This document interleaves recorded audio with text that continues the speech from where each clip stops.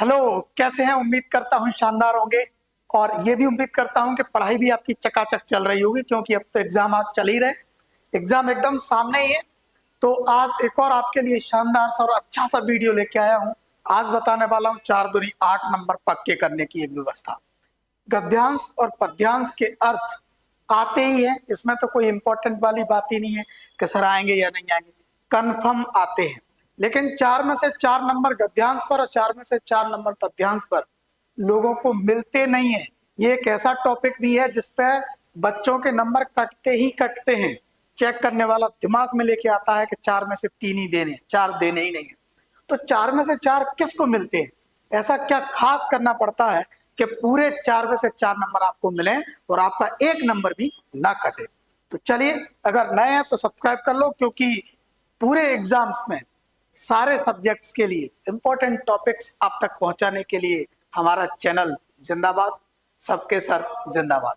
चलिए, और हाँ, जितना अच्छे से पढ़ा रहे हैं, बता रहे हैं, मैं एग्जाम के तुरंत बाद आपको ये भी बताऊंगा कि जैसा जैसा मैंने बोला था वैसी वैसी चीजें ही आपके एग्जाम में आई हैं और उनका कितना इम्पैक्ट आपके एग्जाम में पड़ेगा ये आप खुद समझ पाएंगे।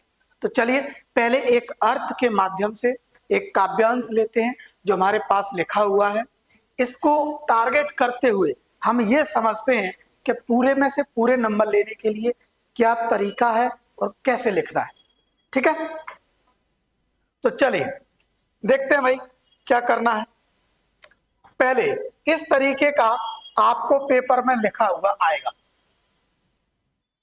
और उसमें लिखा होगा कि इस काव्यांश का संदर्भ सहित व्याख्या कीजिए।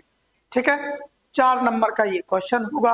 आपको क्या करना है, सबसे पहले एक पहला पॉइंट डालना है, संकेत। ठीक, सबसे पहले संकेत लिखेंगे।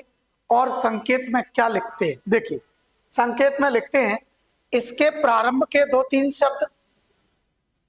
मैं जग जीवन का, तो मैं जग जीवन का, ठीक, आधा वाक्य इसका प्रारंभ का ले लिया और फिर डैश डैश डैश डैश, फिर आखिरी का तार लिए फिरता हूं, डैश डैश डैश तार लिए फिरता हूं।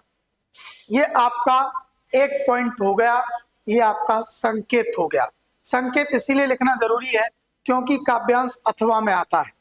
तो अब पेपर चेक करने वाले को ये आपको बताना पड़ेगा कि उन दोनों में से आपने कौन सा लिया है जिसका अर्थ कर रहे हो।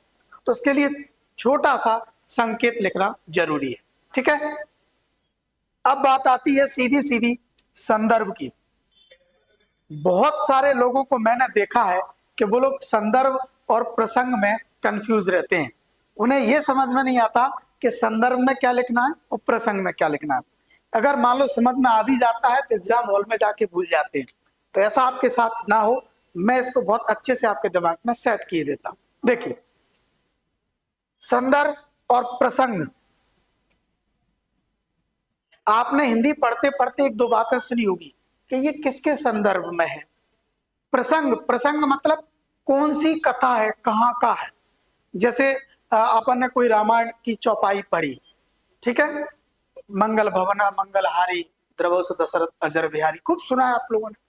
ठीक है, तो इस तरीके से अब कोई पूछे कि ये किसके संदर्भ में है, तो संदर्भ मतलब ये कहां से ली गई है भाई, है कौन, किसके बारे में है, ये किसके बारे में है। तो आप कहेंगे भगवान राम के बारे में है, रामायण के बारे में है, तुलसीदास जी ने लिखी है। तो संदर्भ मतलब किसके बारे में है। और प्रसंग, प्रसंग मतलब क्या है। प्रसंग मतलब उस जो आप लिख रहे हो उसके अंदर क्या है, उसके अंदर बोला क्या जा रहा। ठीक है, जैसे ये लिखा, तो मैं जग जीवन का भार लिए फिरता हूं, ये किसके प्रसंग में है, प्रसंग में मतलब सॉरी किसके संदर्भ में है। तो आप संदर्भ मतलब ये कौन सी किताब से ली है, ये किसने लिखी है, क्यों लिखी है। ठीक है, तो आप कह सकते हैं प्रस्तुत काव्यांश। काव्यांश इसीलिए क्योंकि पूरी कविता नहीं है, काव्य का एक अंश है। तो प्रस्तुत काव्यांश हमारी पाठ्य पुस्तक आरोह भाग 2 के पाठ आत्म परिचय से अवतरित है। अवतरित है लिख सकते हैं या फिर लिया गया है लिख सकते हैं। ठीक है। इसके रचयिता हरिवंश राय बच्चन जी हैं। यानी संदर्भ में आपको लिखना है कि वो काव्यांश आपकी कौन सी किताब से लिया गया है, उस किताब के अंदर उसका पाठ क्या है और उस पाठ के रचयिता कौन है। ठीक है। अब आती है बात प्रसंग। तो मैंने कहा ना कि इस काव्यांश के अंदर क्या दिया हुआ है, चर्चा में क्या चल रहा है, मूल बात क्या है, ये बात आपको लिखनी है किसमें, प्रसंग में। तो अपन लिखेंगे प्रस्तुत काव्यांश में कवि ने अपने जीवन में सच्चे प्रेम के महत्व का वर्णन किया है। अब आप कहोगे सर क्या ये लाइनें एक जैसी होनी चाहिए? नहीं, भाव एक जैसे होने चाहिए। आप अपने मन से लिखोगे, इतने सारे बच्चे पेपर दे रहे हैं, सबकी लाइनें अलग अलग हो सकती हैं, प्रसंगों की अलग अलग हो सकती हैं, लेकिन मूल भाव लगभग एक जैसा होना चाहिए। जैसे मैं जग जीवन का भार लिए फिरता हूं, फिर भी जीवन में प्यार लिए फिरता हूं। कभी कहता है कि दुनिया बहुत समस्याओं से घिरी हुई है, बहुत सारे भार मेरी जिंदगी में है, लेकिन फिर भी मेरी जिंदगी में प्यार है। ठीक है। कर दिया किसी ने जनकर जिनको छूकर, मैं सांसों के दो तार लिए फिरता हूं। यानी मेरी जिंदगी में अगर आज मैं जिंदा हूं तो मैं किसी की मोहब्बत की वजह से हूं, जिसने मेरी सांसों में एक प्यारमयी सरगम पिरोई थी, ऐसा कुछ। ठीक। तो आप मुझे बताइए वो कवि क्या कह रहा है? कवि ये कह रहा है कि दुनिया उसके लिए कैसा है, भार के समान है। वो जिंदा है तो किसकी वजह से? अपनी मोहब्बत की वजह से जिंदा है। तो आप क्या लिखोगे इसको एक लाइन में? यही ना कहोगे ना कि ये जिंदगी में अपने प्यार की क्या बता रहा है, इंपॉर्टेंस बता रहा है। तो ये चीज इसकी क्या होगी, परफेक्ट प्रसंग होगी। ठीक। प्रसंग के बाद अपन लिखते हैं क्या, व्याख्या। तो व्याख्या लिखते हैं, तो व्याख्या में तो मैंने अभी आपको जो बोला ना कि जैसी जैसी लाइनें होती हैं उनका सरल भाषा में अर्थ लिख दो, लगभग वैसा ही मिलता जुलता, तो व्याख्या हो जाती है। ठीक। आखिरी में विशेष लिखना जरूरी है। विशेष क्या, कि इस काव्यांश में ऐसा स्पेशलिटी क्या है? तो स्पेशलिटी ये है कि इसमें कवि अपनी प्रेमिका के बारे में बात कर रहा है, उसकी इंपॉर्टेंस बता रहा है। मतलब कौन सा रस होगा, श्रृंगार रस होगा।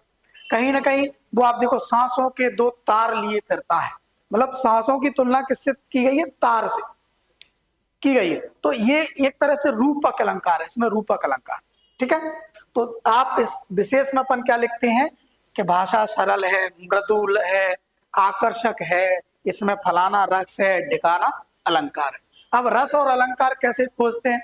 तो ये तो आपको पढ़ के भाव का पता करना पड़ेगा कि किस बात की गुस्से वाली बात चल रही है, कहीं मोटिवेशन की चल रही है तो मोटिवेशन का चाहिए, शांत करुणा की चल रही है तो करुणा वाले, प्रेम की चल रही है तो श्रृंगार। ये आपको थोड़ा सा माइंड से समझने की जरूरत है। फिर भी मैंने कहा ना ये चीजें बेहद जरूरी थी जो मैंने आपको बताई। मुझे लगता है कि अगर इस तरीके के फॉर्मेट में आप काव्यांश का भावार्थ यानी संदर्भ, प्रसंग और व्याख्या लिख के आते हैं तो आपका कोई आधा नंबर भी नहीं काट सकता। ठीक है। मुझे लगता है कि मेरी मेहनत, मेरे वीडियोस आपको अच्छे लग रहे होंगे, तो लाइक कमेंट शेयर करते रहिए, ज्यादा से ज्यादा लोगों तक भेजते रहिए। हम आपके हर एग्जाम में आपके साथ ऐसे ही डटे रहेंगे और उम्मीद कर रहे हैं कि बहुत जल्दी आपको लाइव लेक्चर भी सब्जेक्ट्स में मिलना शुरू करें। ठीक है। नमस्कार, स्वस्थ रहें, मस्त रहें।